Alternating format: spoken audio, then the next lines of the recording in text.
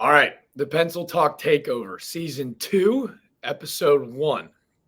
Really blessed to be able to introduce head coach Mike Glavine, the Northeastern Huskies. This is kind of a cool opportunity and full circle moment for myself, getting to see Coach Glavine and his squad in the CAA tournament. Chased them to Winston-Salem for their first regional matchup of the 23 campaign. Coach Glavine, appreciate you taking the time today, sir. Wow, episode 1. I love it. First guy going. Let's do it. I'm glad to be on. Let's have a little fun. I was going to say, there's no better guy to kick things off. Well, Now, I got to ask you this. From the first time I met you, saw you in the CAA tournament, it was without question the weirdest conference tournament. And that's saying something for mid-major baseball. You guys are in the Northeast. It was arguably the coldest Charleston had ever been in the month of May since I've lived here.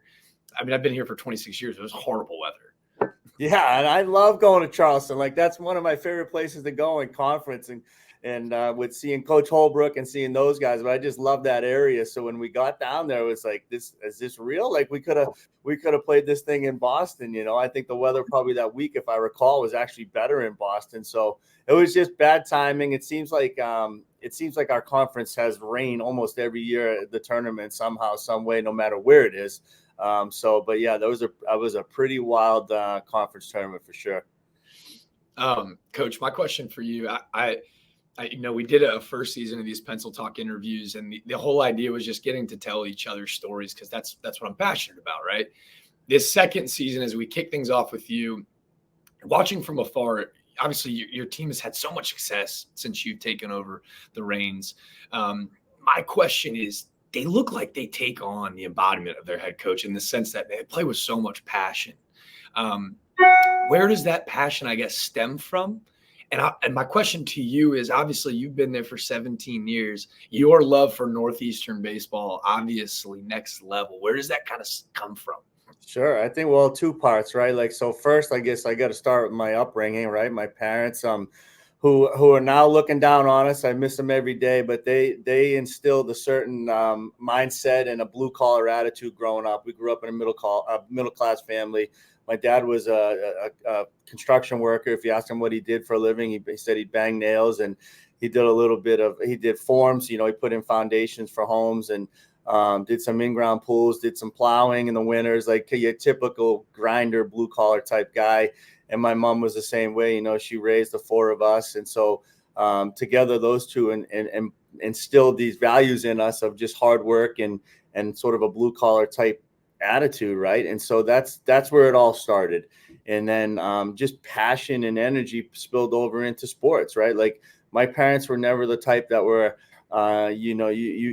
you didn't have a great game, or you better have a great game. It was never like that. It was like, hey, if you want to play, we'll take you. Just give everything you have, be a great teammate, and kind of the simple rules of life, right? And they'd sit back and watch us play, and there was never any criticism or critique or anything after a game. It was just like, hey, great job, way to play hard, on to the next one, that sort of stuff. So it all started with my parents there, and then from a high school to college perspective, I go to Northeastern.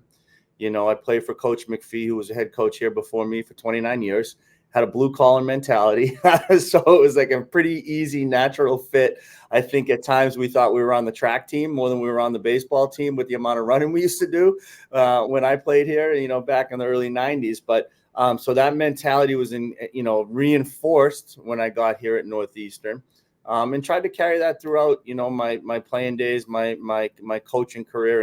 And now you get here as a head coach, and you want to instill that same mentality. We're just we definitely try to play into the, hey, we're the northern team in a southern conference, and we don't quite have the best facilities and all the shiny objects, but we can work really hard. There's no reason why we can't do all those things, and then try to just instill that attitude in our players. So I think it started at home, then continued when I got here at Northeastern, and then just try to, embody that the whole time with our team and get them to play that way. I hear a lot of the prototypical coach speak or whatever. when you talk about like wanting to win championships, you guys have done a lot of that, as we see the one right over your right shoulder there. How would you describe championship mentality, and like what's it? I guess it's the standard set, because like it doesn't matter who it is. You had a lot of young guys on your squad last year, and it's like they never skipped a beat. They came in and understood whatever that championship mentality that means to you guys. Yeah, you like that. I strategically placed that trophy right there so you can see that. But we need a couple more of those. But I think I've evolved and the program's evolved, right? So I feel like when I first took over as a head coach, we were more in the tournament, conference, in the NCAA tournament, out in 1 year, out in 1 year, out. So we started with a goal of like, hey, let's be in this thing every year now. Let's try to get in and try to make a run every year. That was really the first message to the team when I took over, to try to get some consistency being into the tournament. And then I feel like once we've established that, then the messaging started to change. Like, how are we going to now get over this hump and win a championship and believe we can win a championship? So the messaging started to change after 4 or 5 years as a head coach. So you constantly reinforce that with the guys. You talk to them about that. You talk to them about it during the recruiting process. You try to find players that certainly want to get drafted and play beyond Northeastern, but you want them to have that goal of playing for a conference championship, winning one, playing in a regional. So you're starting that message during the recruiting process. You're reinforcing it every day with your team. And then you have the leadership, right? You have the guys that have been here and done that and expect to play for a championship. And so now for the last 5 years, we've played for a championship in our conference. And so that gets passed down from one graduating class to the next, and the message continues to be the same. So, you have to build towards it. You just can't say, hey, let's, I'd love to go to Omaha. I'd love to take the team to Omaha, but we got to win a regional game first. So you're trying to reinforce that message and have some success on the field.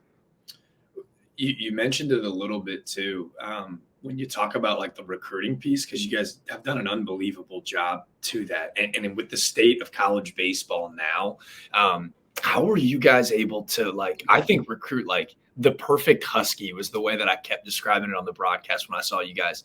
Like, not only is it this love for the game, like we kind of talked about, but like the love for program. Like, is that something that you look for in the recruiting? Like, not only is the player like a stud, right, with even Cabral or Cam Maldonado, but like obviously they fit like who we are as a family inside that clubhouse. Yeah, well, so let's take you take a look at sort of a typical Northeastern player. Number one, right? We want talent. we try to identify talented players, and sometimes we get them, sometimes we don't. Okay, they go in different directions, but when we identify the talent and we get a chance to meet them and recruit them and meet their families, okay, you get them in.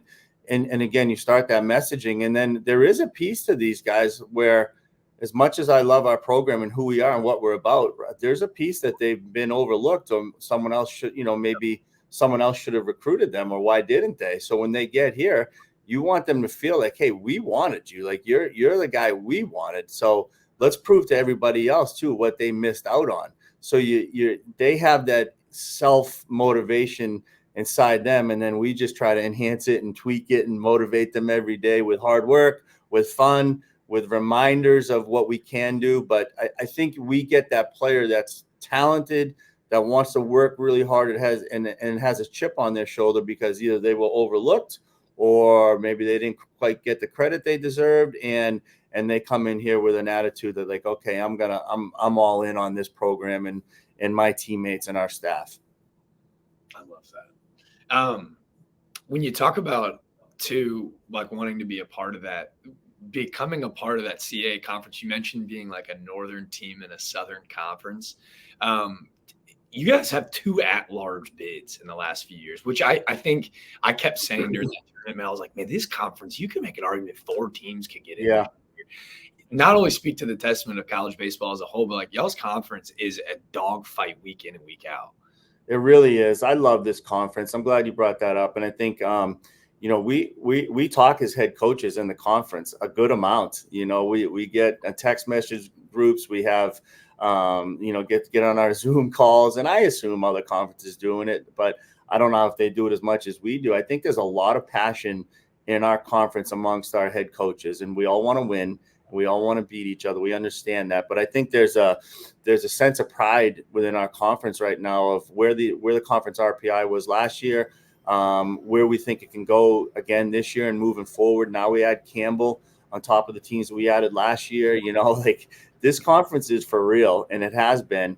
And so I think that there really is a sense of pride amongst us as head coaches that we really want to get 2-3 teams in, maybe 4 into the regionals or an at-large bids or in the conversation certainly every year. So we're trying to challenge ourselves out of conference. The conference play will take care of itself. Of course, like you said, dog fights every weekend. I just think this conference is ready to take another step this year. No question about it.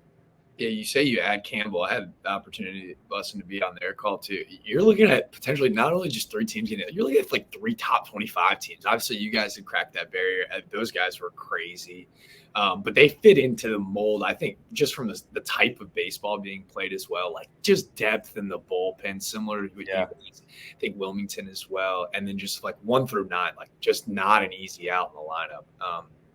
It's gonna be really fun to watch. Like you can argue the CAA is gonna be like a Power 5 baseball conference next year. Yeah, I do. I hope people start seeing it that way, right? You know, and again, you got to play those out of conference games, play tough schedules, do a great job in conference, and continue to promote our conference as best we can from a national perspective. And again, we got to take care of business on the field. But from top to bottom, to me, this conference is sneaky good.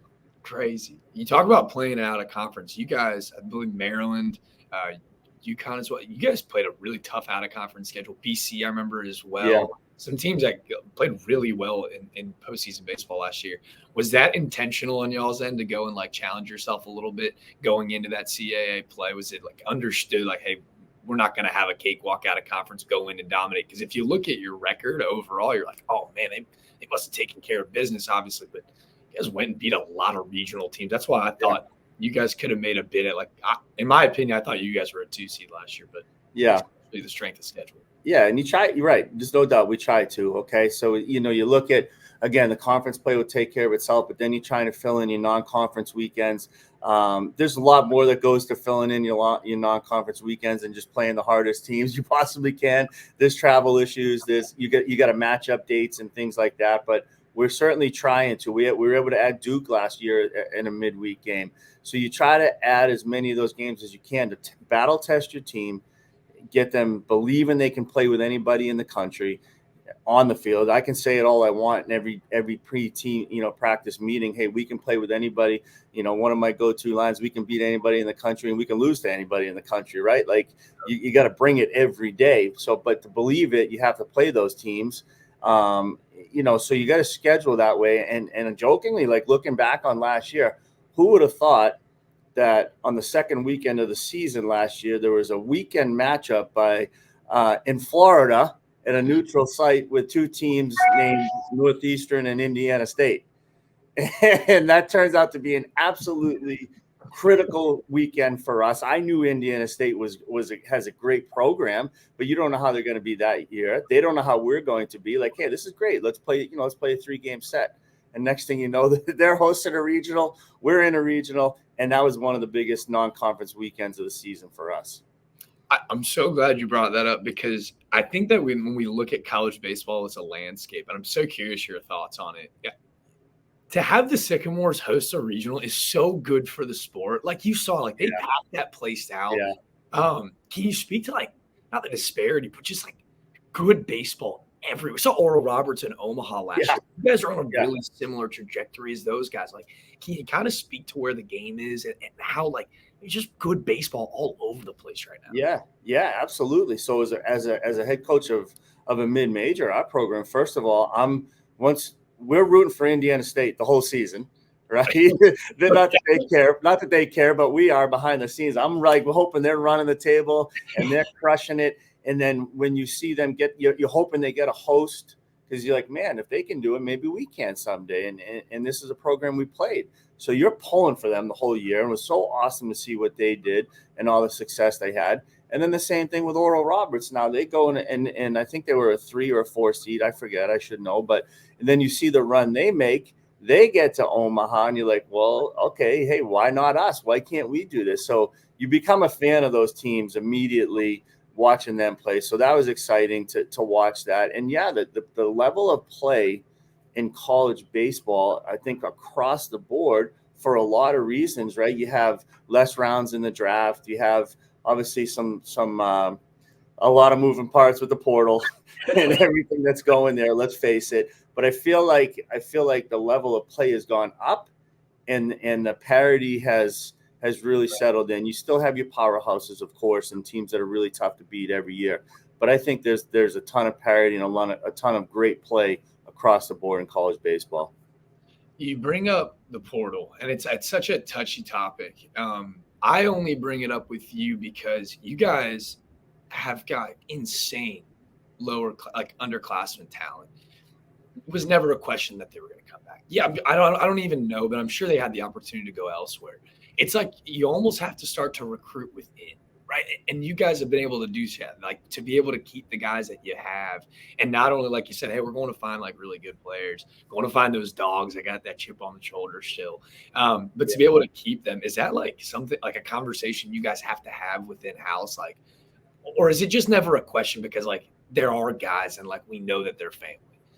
Well, it is a question, right? Let's face it, that's the reality of the situation. As much as I'd like to think it's not, it is. Okay. And the guys are in a tough spot, or a great spot.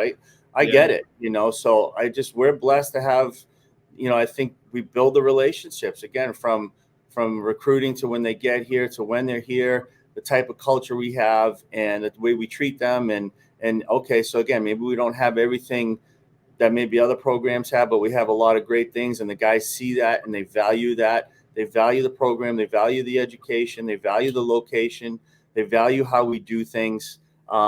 So you build those relationships. I feel like there was a 2-week period there this summer though, where I was like, oh my gosh, we could lose guys to the portal. We could lose a couple guys to the draft.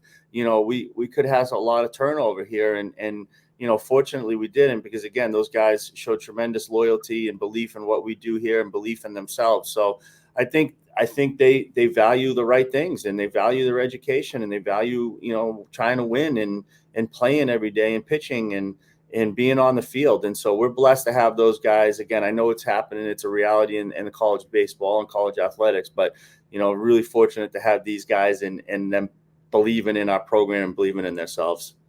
I only bring that up because there was a story to me that like perfectly personifies college baseball, and it's a testament to you and your staff. Last year in the tournament, you've got a crazy, like legitimately 25-mile-per-hour winds coming off of the Charleston Harbor right there, the College of Charleston. You're in just a battle with UNC Wilmington, and a ball's dropped in the ninth to lose the game. Yeah. Come down to talk to you, and you guys, there's not a sorrow face in the dugout, right? Everyone immediately goes and picks up your third baseman after dropping the ball in the infield, and you look directly at me, and I'll say his name because I had the opportunity to talk to him. You go, that couldn't have happened to a better person. Danny Crossan couldn't have happened to a better person. I go, what do you mean? You go, just watch what happens. He was our leader without question, our captain at third base. He hits in the heart of our lineup for a reason. And the very next day, Danny Crossan goes bridge, hits a bomb, 420 to left center. Yeah. I had goosebumps in the booth, and I get goosebumps now thinking about it because that's the culture you were able to build. Like mistakes, they're evident in college baseball, but how you grow from them, that to me, I was like, no wonder they've been able to build such a juggernaut in the Northeast, because they've got guys and people around these dudes to believe in them. And like, to me, it was the ultimate college baseball story last year. Yeah, no, you're right on. That's why it brings a huge smile to my face. And you bring like Danny Crossan, perfect example, comes into our program, without any guarantees of playing time, without any say you're going to do this, we're going to do that. He just comes to Northeastern, wants to be a part of us. He got to work for everything. Wasn't ready to play for us right away. Sits on the bench the first couple years. This is how great a coach I am. Takes like 2 or 3 injuries to finally get him on the field. That shows you I don't know what I'm doing. He finally gets on the field. We go on this ridiculous win streak the first time he gets on the field. And he never leaves the field again for the next couple of years. He's a starter from that moment on, and it took a couple of injuries. It took that kid being ready every single day, working his butt off, not coming in my office and say, why aren't I playing? I'm leaving. The whole 9 yards. Nope. He just kept working and grinding and being a great teammate the whole time. You know, he could have felt sorry for himself. He could have left. He could have done all these things. And all he chose just to keep working. And then he gets to be in that moment. And it didn't go the way he wanted and we all wanted, but he earned that moment. He earned that opportunity to be out on the field in a huge game in conference play. Didn't happen. I knew he was going to bounce back because there's too much character. There's too much work ethic and relationship there for him not to bounce back and be ready the next day. And you're right. You're like that next day he hits the home run, and that's when you're almost like a proud papa, not a coach. It's like you just believe in someone, and he does it, and you're just so happy for him. That it is. It's the perfect college baseball moment in a time where like you can leave at the bat of a hat and go and play somewhere right away. Like it was really cool to see like this group rally around a dude and be like, yo, this is like what it means to be a Husky. It was just and that's when you know your culture's real, right? Like you just lost a heartbreaker, and we lost the game. The game ended on that play, and is your culture real? Is your culture real when you're up 5-0 or 7-1 and you're hitting some home runs and things look pretty easy, or is it real when something bad happens to one of your teammates? That could happen to any of us, and who picks them up and how do you respond? And that's when you find out when you have a real team, a real program, real culture. Was like my favorite story that of all the studs in y'all's lineup and just aces on the mound, for Danny Crossan to have that moment, I was like, that is to me college baseball in a nutshell. Yeah, like the way that it was so awesome. Yep, 100%. All right, let me ask you this. We talked about the portal. Is there anything from your macro level that you would change structurally to kind of reel it in, like kind of the craziness? Or is one of those situations where like, hey, it's good for the player to have this kind of opportunity to like do best for themselves, all the while protecting the program and the player from maybe themselves? Yeah, it is. It's tough, right? Because you do want the player, the student athlete, to have the opportunity, right? To be able to move, to be able to, if it's not the right fit or for whatever reason, have that ability to move and be able to play, and play right away. So I'm not against that or anything along those lines. Because coaches leave, right? And you have that argument too. Coaches pick up and leave and they can go. So yeah, I don't know. I still don't know what the answer is yet. I think probably need a little more data. I do think it's a little scary to see how many names are in the portal, and then you follow up and see where they ended up, or how that you see the big names and where they go. Everyone knows that. Right. But what about the other 1,000 kids, or whatever that number is? Like, where did they end up? How did that go? So, I don't think the system's perfect, but I understand the importance of it and how we can help the student athlete. But there's challenges on both sides. There's challenges as a coach, like I mentioned earlier, of are we going to lose guys? Who's going to go? How does that work? So I don't have the answers yet. It does need. I think it definitely needs to be tweaked in a way. I just don't know in what way yet. But you do want the student athlete to have that ability to make a change if it's not working out somewhere. But in the same token, as the game, is the spirit of this intended to have over 2,000 names in the transfer portal and then not have somewhere to play and so that's the challenge to it is how can we tweak this to make it a better system? Yeah, I always think too selfishly, I'm like, man, I've been in those classrooms. Like I was a graduate transfer to George Mason from Charleston Southern. Charleston Southern was a super private school, right? Religious institution. It was not easy from an academic standpoint to be like, yo, are these credits going to transfer? Like the portal says I'm good, but like academically, like they would like, man, they had us handcuffed a little bit. So that's a piece of the puzzle I don't think has really been kind of thought about either. So it's like, instead of taking, college baseball isn't a full scholarship deal. Like you're having to spend a little bit of extra money to maybe go to school for 5-6 years instead of getting your 4-year degree. That's a piece of the puzzle I don't think has been really talked about enough either. Yeah, I think, again, you're right. I think you see the simplistic piece of it. This person entered the portal. They went here. And it seems like it's a clean system, or it sounds pretty easy. It's not. There's a lot more that goes into it. You're right. The academic piece, the financial piece, just all of those eligibility piece, like all of those different factors, other than just say, hey, I'm going to enter the portal and I'm going to see what's out there for me.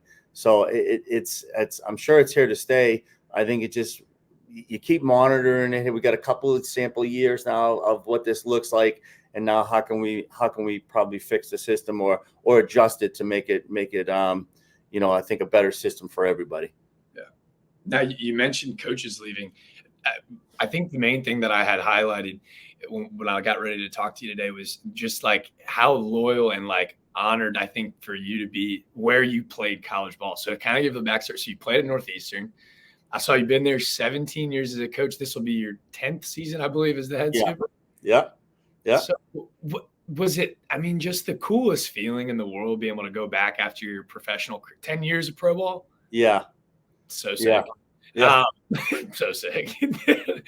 To be able to go back home and like be able to like say, hey man, this is something that I want to do. Did you always knew that you wanted to pick up the coaching piece? I feel like I played with a lot of guys who were like, oh man, he's going to be an awesome coach. Was it something that you always knew you wanted to go back to while you're playing? Well, clearly I love baseball, right? So you start there. I was a career minor leaguer. Let's call it what it was. It is, I was a 230, 240 hitter. I was the second best athlete in my house, or maybe, I don't even know, if you throw my dad in, everybody else, I'm probably like fourth or fifth. But so I wasn't quite as good as the big bro, but I loved it. I loved chasing the dream and playing in the minor leagues. And I love baseball, right? I love talking baseball, watching baseball. I was the type of guy that would go to the field and even in pro ball get there at 2:00 or whatever, and then go home and watch a late night game if it was on like West Coast. Like I just couldn't get enough for the game and still can't. So I knew I was going to be involved in the game in some way. And I do. So then I love the area. My family's here. We all grew up in the Massachusetts and New England area. So I didn't want to go too far, as much as I love Charleston. But I kind of wanted to stay in the area. And then there's not a ton of options from a Division I perspective, but there were some. And so naturally I was lucky enough to get invited back and get the volunteer assistant coach under Coach McPhee. And when I decided to take that position, I just loved it. I loved coaching the college athlete. I loved the talent level, and I loved how open they were to coaching and being able to work with them when even as a volunteer, it was just awesome. And then I fell in love with the university again. So I'd been away all those years from coaching, from playing. And then a couple of years after pro ball, I didn't get right back to Northeastern. My wife and I had our first child, and I was home, and we were on that part of our lives. And then so Northeastern had changed a ton since I had been back on campus for the best. The academics have gone through the roof. The campus has changed in an incredible way. When I went to Northeastern, it was more of a commuter school. Now all our students live on campus. We've built so much on-campus housing. They've done up the campus. The community is real here. So it's a beautiful, beautiful campus. So as much it was the place I had gone to school, it changed a lot. And I fell back in love with it. So for me, like, Northeastern was a natural fit, but I was the volunteer. And some things went my way. I would say very lucky. I got very lucky to be in the position that I am in now. And now Northeastern, again, as you mentioned, just remains my home. I love coaching here. I love the student athlete experience, what this university embodies, where, trying to win, continue to build it, never satisfied, like all of those things. So, to me, this is just a great place to coach. The Huskies are going to host a regional in the next 3 years. Call it here first. Where are we hosting that, though? We got to find a field because we don't have lights. So we gotta figure something. And maybe we can get Fenway. I don't know. We never know. That would be the most electric regional in college baseball history. That'd be pretty awesome. That'd be pretty. I didn't know that. So when I went to George Mason, we didn't have lights either. It was always the ongoing joke because the soccer and lacrosse field was right behind us, and they had like legitimate NFL size stadium lighting, and we were point these in this direction, maybe, but. Sure. Yeah, maybe we can get lights. I'd love to have them. Make my life a little easier in the guys, but I think we might have to host it. But it would have to be, somewhere near campus. So Fenway seems to me they have lights, so it seems like it'd be a natural fit. I think this is our initial push and our pitch to Fenway. Go ahead and pencil it in. Let's go. I love it. I love it. Awesome. That'd be great. You mentioned your pro career a little bit. I'd also found too, first pro hit, like big league hit in your last game too, right?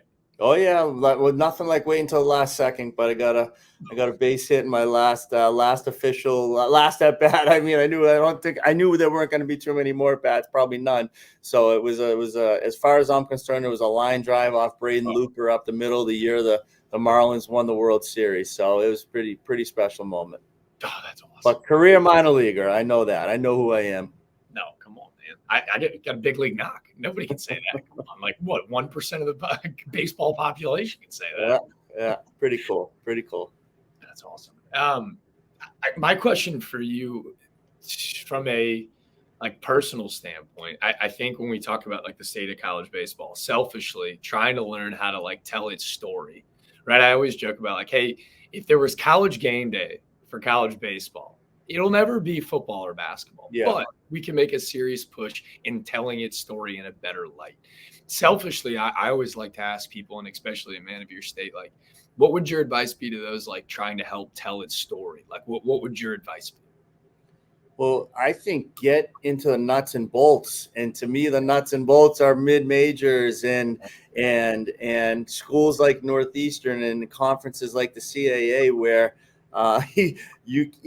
wild things tend to happen, and it's not your typical everyday life from the Power 5 to the mid majors. Obviously, the Power 5's got great stories too. Don't get me wrong, but we're the nuts and bolts. You know, I think a college game day, you comes to a Northeastern or somewhere in the CAA, you find out what it's really like. You know, you get behind the scenes and what these players that what they go through on a daily basis, what they're really all about. To me, that can like really tell the story of college baseball. College baseball is growing, right? It's amazing, but I still believe that we are only as good as the whole Division I, not just a certain amount of teams, right? And so when you can promote the entire sport itself, and you can peel back the layers and pull the curtain behind some of these mid majors and see what we have to go through to get out there and field teams. And again, it's not the end of the world stuff. We have everything we need. It's awesome. Don't get me wrong. But there's some funny things that go on, and when there's a real obstacles and a struggle, and you just get to tell some of these stories that I think are authentic. They're insane. Yeah.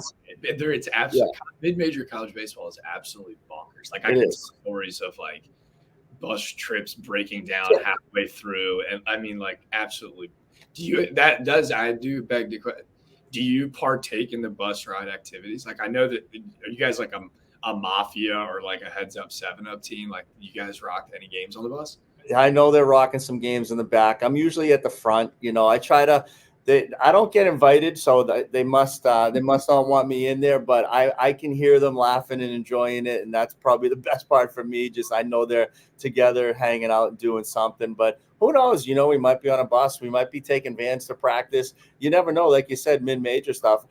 Who knows which way it's going to go? What kind of hotel? I swear, every hotel we stayed in last year was under construction. It was actually like a running joke, like to the point where we were picking on our poor Adobo of like, did you call and ask if they were under construction and book this hotel? Okay, great. You know, it was like you just can't make it up. Every hotel had a broken elevator, and it was classic stuff. We had buses break down, all your standard, seasonal mid-major baseball stuff that you try to like as the coach, you're like, oh well, it's all right. We'll overcome this. We're fine. Like it's all part of the process, but inside I'm dying. I'm like, oh my God, can just something go smoothly, please one time. Or like, again, we have to fly a good amount. We probably fly like 6 times a year, which is a lot. Yeah. And there's a zero chance that flight's going to be on time and that you're going to get to where you need to be. We played the Red Sox last year. We get to the airport at, I want to say 10 a.m., something like that. Of course, there's a snowstorm that day. So we get to the airport in Boston at 10 a.m. We got to the hotel in Florida at 5 a.m. because there was a 12 or 10-hour delay. By the time we got to the hotel, it was 5 a.m. We were on the bus at 7 a.m. to go play the Red Sox. Good times. Like, hey, guys, this is one of the best days of the year. Meanwhile, they got about an hour, 2 hours of sleep. So it's all part of it. Do you guys play them every year? I had no idea. Yeah, we play them every year. We play them down at JetBlue in Fort Myers. It's awesome. So that's the weekend we play Indiana State or somebody. We happen to be in Florida, so we play the Red Sox on that Friday. It's their opening exhibition game. So we play them, which has been amazing. Like, they'll throw the lineup. Depends on the year, but they've thrown the lineup out there where you're like Poppy, Manny, and Pedroia. You're like, oh my God, to some of the high profile minor league prospects. To this year, they played a lot of their starters. So it's a pretty awesome day. I was going to say, but your pitching staff was like number one in the country in ERA last year. What's the game plan? What's it look like when you got Devers and that pitch? Yeah. Well, I think we were behind Wake last year for sure, but the game plan is hopefully they're used to maybe everybody throwing 98, and we can mix and match and throw some matchups at them, and hopefully they're not like too interested in playing. They want to get their one at bat or two at bats and get out of there. But it's a great, like, they take BP, we hang out, the guys hang out around the batting cage, they get pictures with the guys. That was the one year I was down there. I had Flat Stanley with me. I had Poppy taking a big picture with Flat Stanley. So they hang out with our guys and sign autographs, and it's a great day. That you did. We talked about that off camera. So I'm trying to make this effort for anyone who's listening. If you remember Flat Stanley, it was the ultimate elementary school like field trip with whoever you knew. You sent him. Coach Glav had Flat Stanley with Big Poppy in the socks. It's like the ultimate picture. Yeah. We're trying to do the same with the pencil. We're trying to push the pencil all across the country. You got to push the pencil. Yeah. I selfishly, if I'm not, as a father, like, if I didn't get, great respect in that classroom, and my kid's bringing in a picture of Flat Stanley with Big Poppy during his prime, what else can we do? But now we got to push the pencil. We got to make this happen. All right, so pencil talk takeover. So we're going to, instead of sending Flat Stanley, we're going to send a pencil up to the boys in the Northeast. We'll showcase the facilities, the locker room. We'll get it rolling up there. I think the pencil with the Huskies can get dangerous. I love it. Then you can really get the nitty gritty behind the scenes of what these guys are going through on a regular basis. I was going to say, I got a buddy of mine that runs a Mid-Major Madness college basketball Twitter page, and it does really well because college basketball is so much fun. Now, if you want madness, there's nothing crazier because they got 12 guys they got to get on planes and train. So it's really just like on-court stuff. Yeah. You want true madness. Look at 40-something guys trying to get on a bus, get to a game on there on time, and then go ahead and play the game.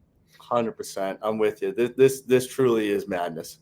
Do you have does a craziest story come to mind that you've been coaching there for 17? I'm sure you've got some nutty minor league stories as well, but do you have a craziest that comes to mind? Oh man. Geez, you might, oh gosh, I don't know. This might be one for the players where they I'm sure they mock me and make fun of me and make fun of my voice behind the scenes and do all that stuff. But I got some beauties when I played here for sure under coach. And then, yeah, you're right. Those minor league things, they can go wild, but I don't know. I think we got some standard stuff that travel, like I mentioned, just you can't make stuff up with how crazy things can go from hotels to buses to planes. I think we've been on a trip where like all three have gone wrong, where the flight gets delayed, then you get to the hotel and your rooms aren't ready. Like last year we got to a hotel and I walked in the hotel and I'm like, we're not staying here. Like, this was a Thursday. I go, we're not staying here. We're going to practice. By the time practice ends, we better be in another hotel. And we were, but that was a good one. I think the guys were like, oh my God, he's pissed this time. This is real. And so, you have stuff like that. And then, then you had the same trip. We've had a trip where the hotel went wrong. The flight was delayed and then the bus broke down and you literally can't make it up. And then you got to tell the guys, hey, we got to go play. We got to be our best. And you're just like, oh my God, I don't know how we're going to pull this off, but they usually do. That is the ultimate trifecta. The only thing you were missing is that the post-game meal, no show. Because I've had that multiple times. Oh yeah. That's unreliable. Food, guys get sick. Anything can happen at that point. Do you have a go-to post-game? Like if like you guys get a big time Friday night win, what are you most excited to get on the best for and eat? Well, we're definitely Chick-fil-A when we're down south because we don't have as much of it here. But definitely Chipotle. We hit a lot of Chipotle. If we're just getting some sandwiches pregame or something like that, it's Jersey Mike's, something along those lines. I hope these are all sponsors for you. I don't want to get in trouble here. We'll put it lightly. My only sponsor is StreamYard, which we're super stoked about doing season 2 on. Outside of that, if any of the 3 companies you just named decide to jump on the pencil brand, it would be the best of my life. We'll really throw all revenues to you and the boys. That way you don't have to stay at the La Quinta next year. We'll get you guys in the Marriott. Yeah, I think it might have been a La Quinta, so you're right. Actually, you're right on. I think you actually nailed it. That's hilarious. Dude, it's the La Quinta and Motel 6, baby. Let's rock and roll. Classic. If we're down south too, we'll hit the barbecue. We'll look up the 5-star best review barbecue place we can find, and the guys will make fun of me for this one, but we'll definitely hit the Olive Garden on plenty of our trips, on unlimited salads and pasta and all that stuff. So, it's they'll have fun with it. Olive Garden was 5-star dining. This is going to sound brutal. I would get a to-go box and I would load it up with breadsticks. Yeah. It would be like my breakfast, lunch, and dinner, like for the next day. Absolutely. Portion control goes out the window. You just load it up and keep eating. You're like, I've been eating ramen and peanut butter and jellies all week. Like, these breadsticks are going to save my life. Yeah, love it. I love it. That's awesome. All right, my final question for you, brought to you by StreamYard. Thank you for reminding me. When you're doing the lineup card, my question for you, are you a pencil or pen guy? Well, if I'm being honest, I'm a Sharpie guy. Oh, well, hold on. That's the dugout. When I do the dugout chart, for sure, we're going Sharpie. Okay. But with the lineup, I'm a pen guy. I'm a G2 pen guy, specific pen. Go with the G2. But I mean, if I have to consider adding in the pencil here, I'm open to discussion. Well, hey, you want to be finite and final in it. This is what I'm learning as I'm trying to push the pencil everywhere. I get it. Hey, this is who we're rocking with today. I'm confident in you. We can't erase it. Don't worry. Sharpie was not an answer I've gotten so far. Once we get this pencil talk takeover rolling, though, we'll get a pencil up in that dugout for you guys. We'll be your proud Dixon Ticonderoga sponsor. I love it. Well, I'm in. Let's go. I'm always open. Listen, I don't have this thing figured out, so I'm always open to doing things a little better. I don't know, man. I think you guys may have it figured out. Are y'all making a trip down to Charleston this year? We are. We are. We have we are at Charleston. I'm trying to think of where else we're going here, but Charleston, we are at Charleston. Wilmington's at us this year and Elon's at us, but yeah, we are at Charleston. Yep. Good. All right. So I'll pack 75 or 80 and sunny. Let's make sure we dial that up this time. Dude, Coach Holbrook. I was going to say, man, yeah, we'll talk to Mother Nature will be on our sides. It was absolutely abysmal. Well, Lewis Barbecue is the 5-star barbecue spot you need to hit. There we go. Them out as well. I'm in. That's going to be the spot and a freshly packed sharpened pencils for you for in the dugout. Look forward to it. I love it. Yeah, and a day at the beach. I mean, you guys. I remember you telling me when you guys came down, you're like, dude, we didn't know that we needed to bring our winter gear, man. Like, I had been at the beach the entire week before surfing before you guys had come down, and then you guys had brought the 45 degrees. It was horrible.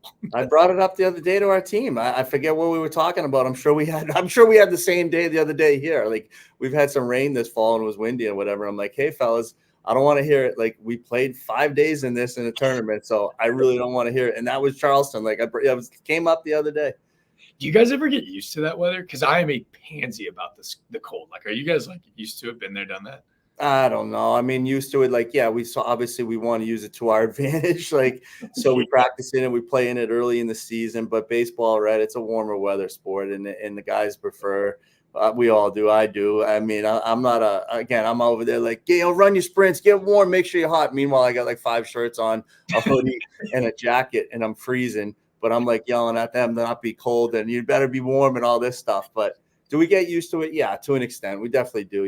Like this time of year, it is what it is. We practice in the morning here, 8:30. Like, it's 45 degrees when we're out there. So, you kind of know what you're getting into right now. But it's hard when you go like, we open up in Arizona, then we go to Florida, and then all of a sudden you come home and you're like, okay. It's one thing when you're used to it in the fall, but when you play it in some 75, 80 degrees and then you got to come back, it takes a minute. This is why I need to start writing stuff down. I try to do it all up here. I'm definitely not smart enough. You said sprints, and it reminded me. I had one thing locked and loaded for you going into this thing. You've got some speedsters. Cam Maldonado might be the fastest freshman in the country. Sirota could take a bag with the best of them. Spencer Smith, the defensive CAA player of the year, was electric. I interviewed him after one of y'all's games. I mean, the guy is a legitimate 4.5 40 guy. Like he's running back somewhere. With that being said, the freshman triples record is Coach. It's the boy. Nine of them.